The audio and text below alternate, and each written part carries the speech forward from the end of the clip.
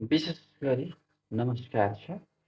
एउटा छोटो भिडियो जानी नजानी थोरै चाहिँ जानकारीको लागि यहाँहरूको माझ विशेष गरी गीत अथवा कुनै पब्लिक स्पिकरमा कसरी चाहिँ हामीले प्रस्तुत गर्न सकिन्छ भन्ने सन्दर्भमा एउटा छोटो जस्तै पब्लिक एउटा धेरै मानिसहरूको अगाडि आफूलाई डर हुन्छ अनि त्यहाँदेखि लाज लाग्ने जस्ताहरू समस्याहरू चाहिँ मलाई पनि हुन्थ्यो, तर अहिले त्यति खासै हुँदैन।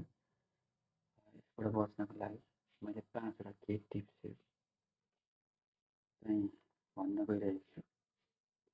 जस्तै गीतको कुरा गर्दाखेरि पब्लिकमा गीत कसरी गाउने, गीत राम्रोसँग सुन्ने र लेखेर अभ्यास गर्ने 1 नम्बरमा। गीत राम्ररी सुन्ने र लेखेर अभ्यास गर्ने 2 नम्बरमा।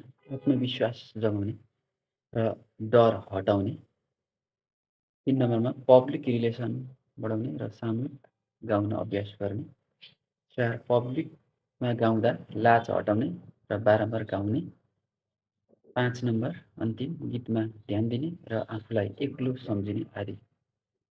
यी भए पब्लिकमा कति गीतहरू आफूले जान्दा पनि पब्लिकमा लाजले अथवा डरले चाहिँ त्यो गीतहरू राम्रोसँग गाउन सकिने, त्यसको लागि गीत ध्यान दिने, आफूलाई एक्लो सम्झिने अनि आत्मविश्वास दिने।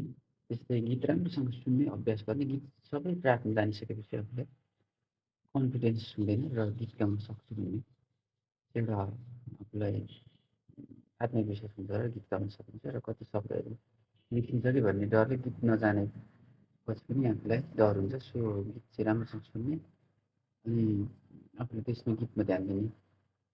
हस्, धन्यवाद।